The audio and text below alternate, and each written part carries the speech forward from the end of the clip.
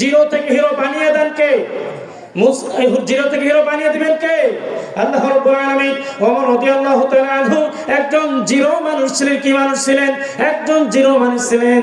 তিনি এই কোরআনের পক্ষে আসার কারণে, কোরআনের সুশীতল ছায়াতলে আসার কারণে আল্লাহ রাব্বুল আলামিন ওমর রাদিয়াল্লাহু তাআলা আনহুকে জিরো থেকে হিরো বানিয়ে দিয়েছেন কে? আল্লাহ রাব্বুল আলামিন জিরো থেকে হিরো বানিয়ে দিয়েছেন। আজকেও যারা কোরআনের পক্ষে থাকবে, কোরআনের পক্ষে যারা কথা বলবে, কোরআনের পক্ষে যারা স্লোগান দিবেন, এই মানুষগুলোকে জিরো থেকে হিরো বানিয়ে দিবেন কে? আল্লাহ রাব্বুল আলামিন জিরো থেকে হিরো বানিয়ে দিবেন। এর মধ্যে কি কোন শব্দ আছে বলেন? আমরা কোরআন থেকে কথা শুনবো, কোত্থেকে কথা শুনবো বলেন? আমরা কোরআন থেকে কথা শুনবো, ঠিক না ঠিক? আমরা কোরআন থেকে কথা শুনবো। আজকে আল্লাহ রাব্বুল আলামিন কোরআনুল কারীমে যে দিয়েছেন, কোরআনুল কারীম আল্লাহ রাব্বুল আলামিন নাযিল করে দিয়েছেন।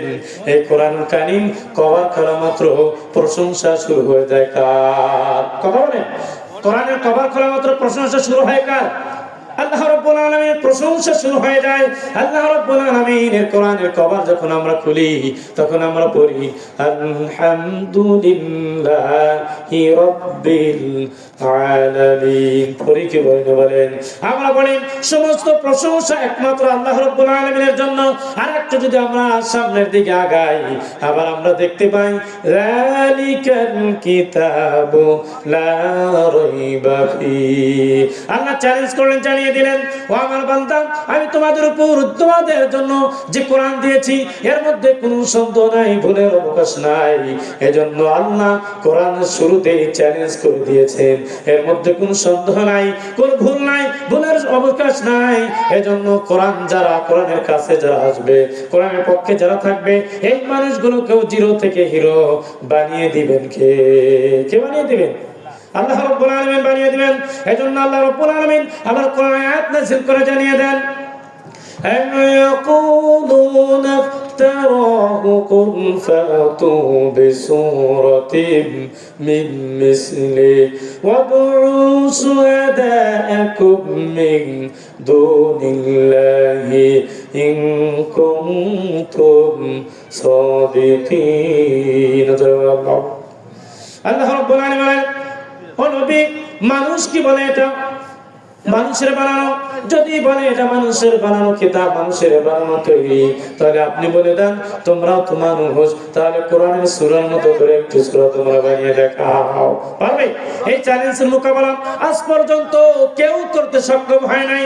এরপর আল্লাহ রাব্বুল আলামিন আবার জানিয়ে দেন, কুল লা ইস্তামাতিল ইনসু ওয়াল জিন্নু আইয়াতু বিমিসলি হাযাল কুরআন।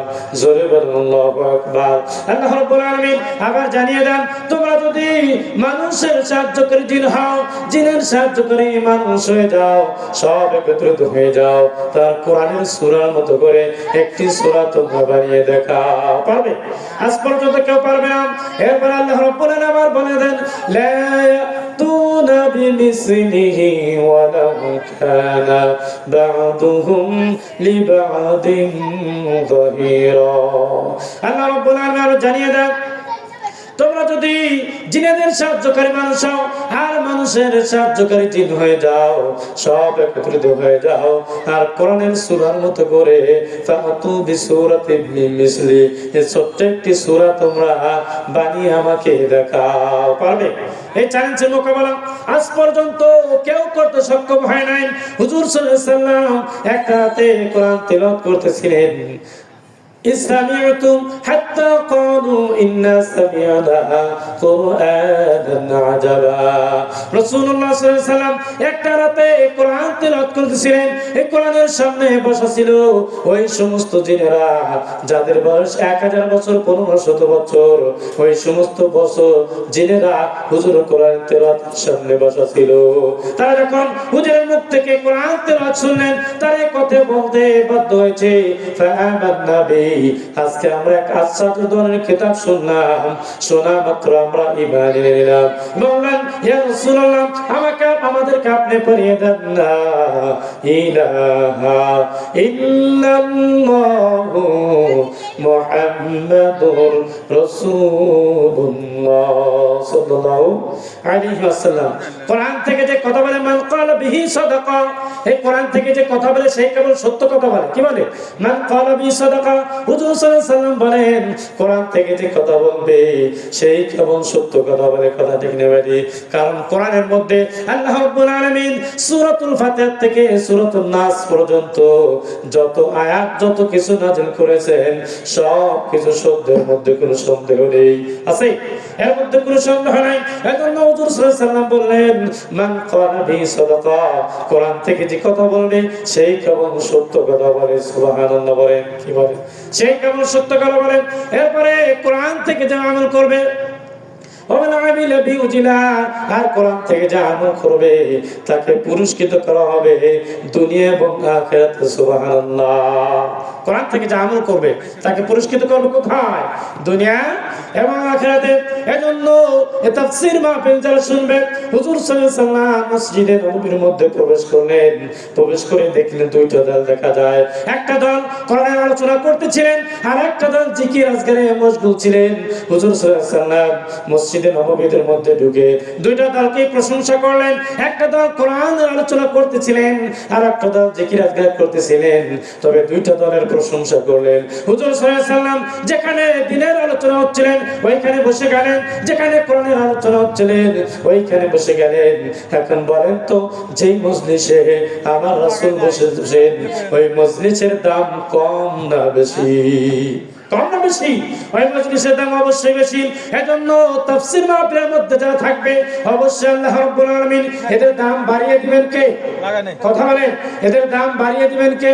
আল্লাহ রাব্বুল আলামিন এই মানুষগুলোর দাম বাড়িয়ে দিবেন। আজকে একটি বছর পরে এই তাফসীর মাহফিলের আয়োজন করা হয়েছে। এক বছর পরে আবার আমরা এই মাহফিল পেতেও পারি না পারি। কথা ঠিক না ঠিক? পাবো? গ্যারান্টি আছে? 1 মিনিটের গ্যারান্টি নেই, 1 সেকেন্ডের গ্যারান্টি নেই।